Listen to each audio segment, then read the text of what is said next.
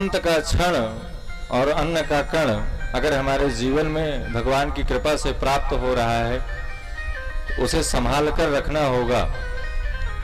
आज नहीं तो कल, आज अगर हम अपने परिवार को, अपने बच्चों को संस्कार और सरस्वती पर ध्यान नहीं देते, संपत्ति कितनी भी कमा करके दे दीजिए,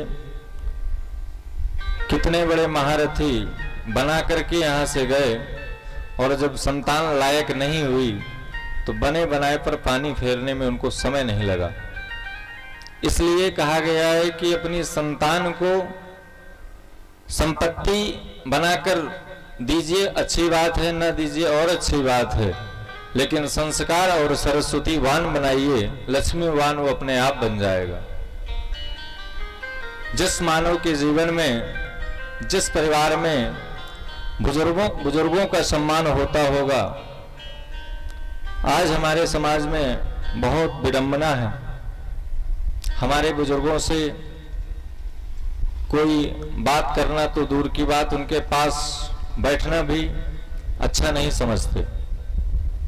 अच्छा, अगर बुजुर्ग दरवाजे पर बैठे हों और घर का बेटा अगर बाहर जा रहा हो और अगर उससे कहे कि बेटा कहाँ जा रहे हो, तो वो कहेगा आ रहा हूँ, जा रहा है, लेकिन वो जवाब नहीं देगा कि मैं कहाँ जा रहा हूँ। पिताजी ने पूछा, बाबा जी ने पूछा कि कहाँ जा रहे हो, तो वो ये कह रहा है कि मैं आ रहा हूँ। जा रहा हूँ का उत्तर नहीं दे रहा, आ रहा हूँ। तो ये बहुत हमारे समाज की पीड़ादायक विषय है, क्योंकि जिस समाज में हमारे बड़े और बुजुर्ग नहीं होंगे, ये हमारे देखते देखते ही बहुत कुछ बदल गया और ये हमारी अंतिम पीढ़ी है, हमें शायद ऐसा प्रतीत होता है।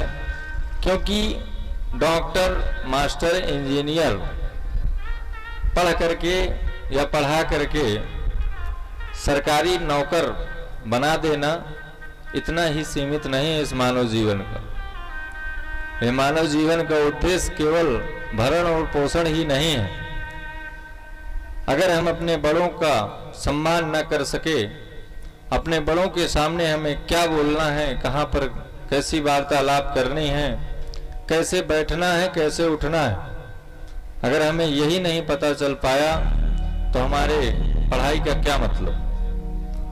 हमारे बुजुर्ग बहुत ज्यादा पढ़े लिखे नहीं होते थे, लेकिन हमको याद है हमारा जब बचपन था तो अगर हमसे धोखे से कोई कांच की शीशी फूट गई है तो उसको ये कहा जाता था कि ऐसी जगह फेंकना जहां जानवर भी न जाता हो।